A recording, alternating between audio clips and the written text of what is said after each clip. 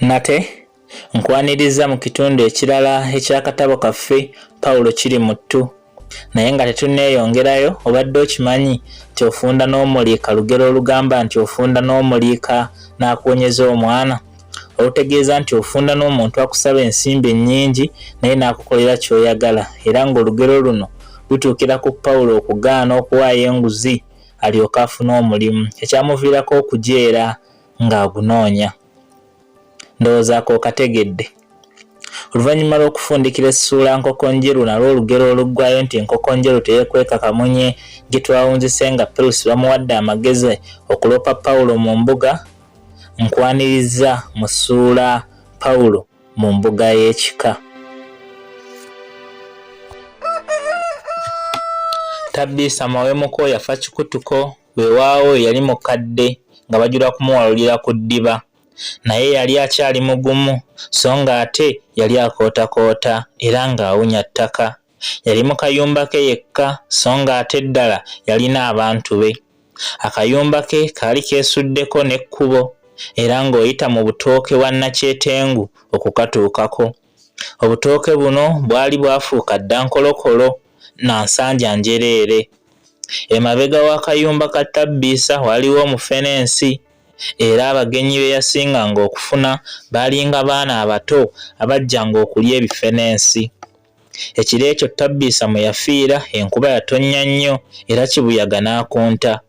Kibuyaga oyo n'asuula n'emiti n'asuula n'ebitooke. Mu miti emingi egyasibuka mwe mwali n'omufenensi gwa Tabbiisa kaabula katagu kuba enju. Leewo muliraana wa Tabbiisa bwe yalengera enkeera ng'omufenensi gwali gusikuse kyeyava akyama okukulisa Tabbiisa omuti guno obutakuba nnyumba ye. Yasanga oluggi lw'emiryango luggale ate nga n'emmanju nayo nsibe. Enviiri zaamuva ku mutwe. Yasemberera oluggi ate n'atunula mu luggya. Tewaaliwo bigere birala okuggyako ebibye. Yakonkona ku luggi. Munda mu nju mu bisegguusi emmese zaali zigobagana nga bwe zikaaba ate nga bwe ziseka. Zaalinga eziri ku muyiggo omusava. Leewo yasonda n'ag'omu buto n'ayita nti, "Oweeno, owange Tabbiisa, tulo ki toweebase?" Emmese zeeyongera okusambagala. Leewo yalaba biri bityo n'agamba nti wano wafiira muloge ekiwummulo ku mbuga ewa Ssaabagabo. Ne Ssaabagabo yayimukiramu ng'eyatega ogw'ekyayi ng'akubaakuba ku kyalo. Nga bagenda wa Tabbiisa baakanda kuyita nga teri kanyego okutuusa Ssaabagabo lwe yalagira okusamba oluggi. Lwali luggi nno kyamututte bukya yennyini. Okugenda okuwenjula akabugo Tabbiisa ke yali akozesa ng'olutimbe, emmese ezaali ku kitanda ne zidduka. Okugenda okukwata ku Tabbiisa nga mukalu wa jjo. Eriiso lye erya ddyo lyali liriiriddwa emmese ate nga Tabbiisa yenna yeewese ng'emmindi. Enkoko ya Tabbiisa emu yokka gye yalina eyali esula mu kitanda bwe yalaba oluggi lugguddwawo n'esooba mpola n'efuluma. Omwami mutongole yakuŋŋaanya abantu era obubaluwa obw'okubika ne buwandiikibwa. Yadde omugenzi yali mutaka ku kyalo okwo yaziikirwawo amangu ago, bangi tebaamuwerekerako. Amaabya g'olumbe lwa Tabbiisa abantu bangi baageesunga nnyo. Okusooka abataafuna mukisa kujja kumuyiwako ttaka lya nkomerero baali tebayinza kusuba kwa byalumbe. Mu abo nno mwe mwali ne Pawulo. Omufu ono Tabbiisa yali ssenga wa nnyina wa Kaawonawo. Jjajja wa Kaawonawo baali batta omukago ne jjajja wa kitaawe wa Tabbiisa. Kyokka ensonga endala eyasomba abantu olumbe luno lwali lugagga. Tabbiisa yali alina ente ze 2 n'embuzi 4 nga yazisibira ku mabbali g'ekyalo eyo. Kyokka bwe yasuulanga omwenge mu ttama ng'akaanya nti, "Nze Tabbiisa muwala wa Ssebuyira muzzukulu wa Lukoba atanjagala alekeyo. Ndi bulwaka nziika, omufu alemera kungulu. Abalinjabiza olumbe mbawadde ente yange mazima sabe." Era ekigambo kino yakiddiŋŋananga nnyo ne bwe yabanga takongozze mu mbejja, naddala ng'ali mu beekeka. ng'abategeeza nti nze saagala bunyama bukuunyuulirire, mu lumbe lwange mbawadde ente yange mazima sabe. Okumanya ng'olumbe luno lwali lwa kitiibwa, Makaatu yatuukirawo eggulo limu era yasanga ensiisira ye yazimbiddwa dda. Ente nayo baagibaagirawo ddala eggulo limu eryo.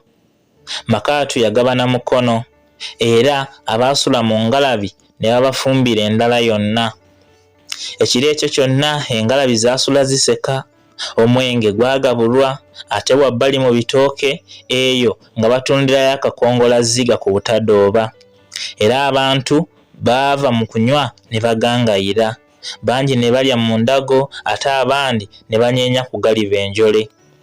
Mu bantu abaasinga okuzina mwe mwali mukyala Eronaida Nakayiza. Kinnakayiza kyali kikazi kinene ekiggumivu ddala, nga kyakatuuka mu ddiiro amazina kyabbangako mabbe, kyokka abaali bakimanyi ne bakiwa engalo n'enduulu. Awo ne kiryoka kitandika. Kyali kyeyambudde waggulu nga kisigadde mu ppeti na kaleega. Akaleega kaali ka kasaayi omukwafu, kyokka nga obuwuzi bweru. Wansi kyali kyesibye bbula. Kyasookanga ne kyetooloola eddiiro ng'amazina kigasansagaza. Ate bwe kyavanga eyo ne kisigaseetula nga kigazza ewa sserukwayo omugoma. Bwe kyatuukanga we gaanyumiranga ennyo ne kyawula. Olwo ne kiryoka kigaseetula nga kigazza mu bakubi b'enduulu. Pawulo ye yasooka okukifuuwa. Awo ne kiryoka kiseetula amazina okugamutwalira, ne kyebonga ne kigasansagaza. Bwe kyayawula ne kimusimbako evviivi ne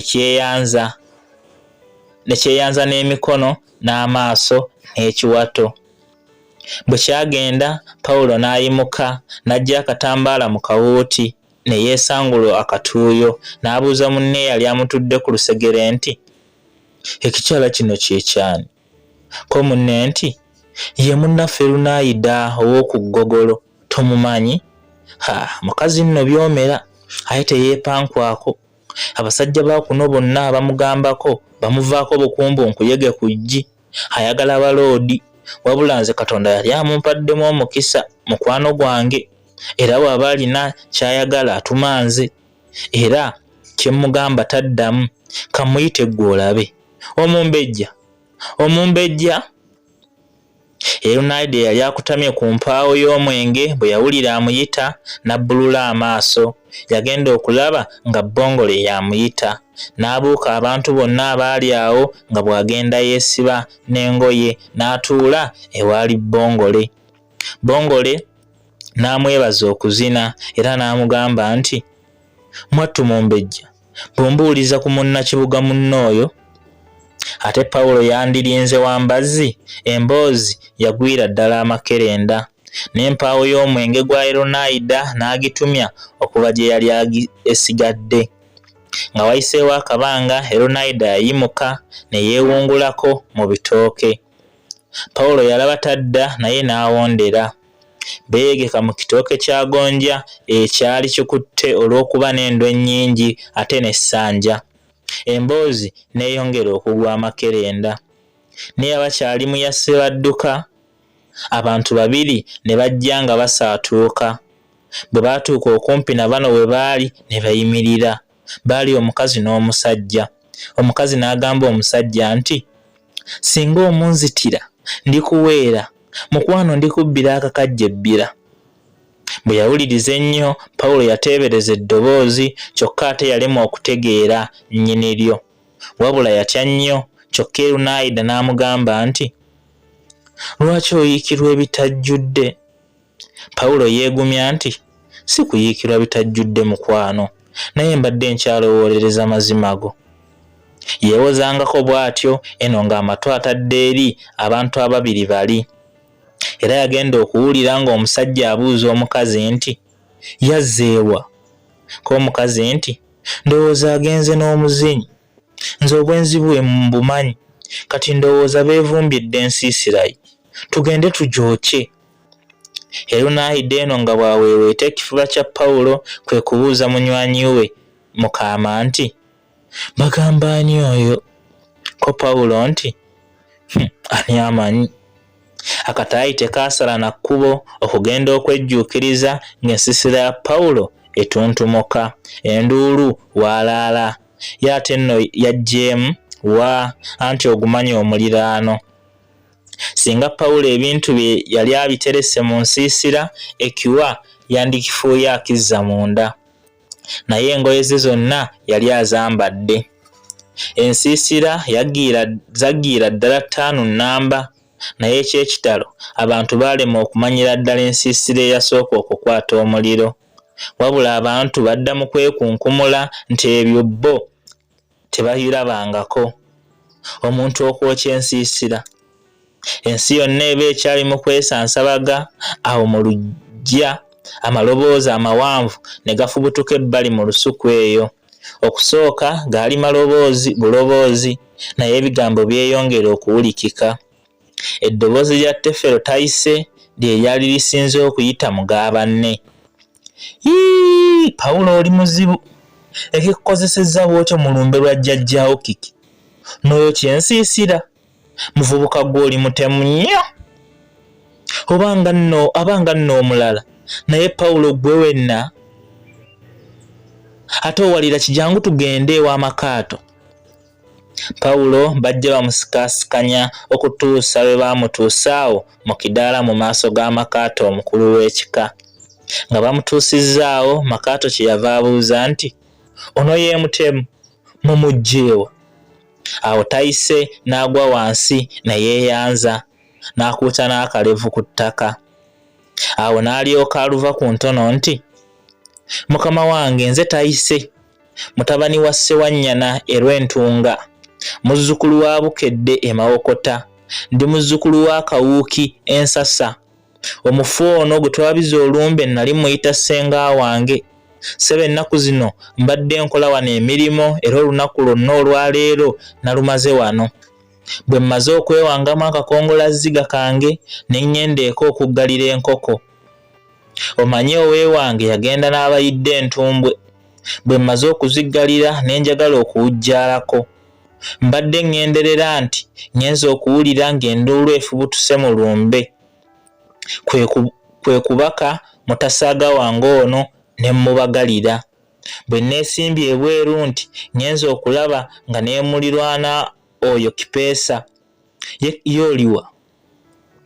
Otyo wuuyo wamma Kipeesa ayimukako. Nga twessa mu ddene, era obwedda tutambula tudduka. Tetuluddeewo tutuuse ku kibanja kya Kisoobooza we kyawukanira n'ekyomufu. Tubadde tetunnasukka nsalo, tugenze okulaba ng'omuntu eyeewungula mu bitooke, enviiri ne zituva ku mitwe. Ko fenti eyatwalula esiiridde, tebaba basezi ba kuno. Naye tugenze okwetegereza nga muntu ddala. Munnange oyo Kipeesa kwe kulya mu ttama nti, ani oyo? Bodduka tukusse. Wabula oyadduse buddusi nga tumusimbako emigogo kira tubuuka mibuuke. Tubadde twakaddukako wano nawali omugogo omutemu oyo ne gumuwanula ennume y'ekigwo, naffe bwe tutuukidde nga tukwata mmome. Olwo abantu bonna amaaso baali bagasimbye omutemu, abamu nga batandise n'okwewuunaganya nti, ndowooza oyo omulenzi aliko ekitambo. Gwe maama, ani ayokya ensiisira mu lumbe? Tayise bwe yamala okuwoza, Mukeebi omutongole n'abuuza Pawulo nti, mulenzi gwe, ensiisira zikukoze eki z'oyokyezza? Yali agenda okuddamu nga yeerwanako, omukulu w'ekika n'amuboggolera nti, totwesimbako wano. Ndaba nno okankanya obulago. Simanyi tommanyi ye gwani? Era yali agenda okwerwanako, akasajja akaali katudde ku kisiki ku kyoto ne kamuddiramu nti, oyo ye muvubuka muva Bulaaya atumalidde n'abakyala kuno. Omukulu w'ekika n'ajuuka nti, olwo oluyigiriza alutwala eri mu banne. Kyavudde ayokya n'ensiisira. Yandirabe tayagala kwabya nnyimbe teyandizze, anti nga muyigirize. Yawulidde nga tumuyita bwe yagezaako okwanukula nti si ye yali ayokeza ensiisira era nti ensiisira ye yali yasoose okujja, omukulu w'ekika n'amuboggolera nti, tondaba mu kamwa, ye kati ndwa kulagira bazzukulu bange ne bakuyigiriza enkola. Yali akyayomba, omukazi n'ajja ng'ayita mu bantu nga bw'abuuka, abalala nga bw'abalinnya, n'atuuka omukulu w'ekika we yali n'afukamira era n'awaaba nti, era jjajja, omwami oyo omuyigirize yangoba n'awaka mbu nga sisaanirawo olw'eddaala lyange erya wansi, so nga ndikizibwewe kaswa, kubanga yaŋŋamba okuba mukazi w'ennize n'eŋŋaana. Bonna beewuunya ebikolwa byamuva Bulaaya, era wano omusajja omu ataamanyibwa gye yafubutuka kyeyava n'awuka eri n'ajja mu ddiiro n'asamba Pawulo nga bw'amulagira nti, oluzunguzungu luzzeeyo. Era yali agenda okumwongera, omukulu w'ekika n'amunenya nti, naawe teweewa buyinza bw'otyo, ate nnyinza n'okukutanza kati.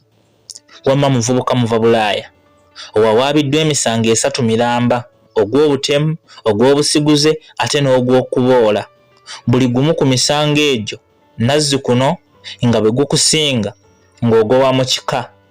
Nze jjajjaawo ndi musajja mwesimbu, era ky'ova olaba nga sikusizza n'eri mu nkukutumbwa nate jangu mu nsiisira y'omukulu w'ekika.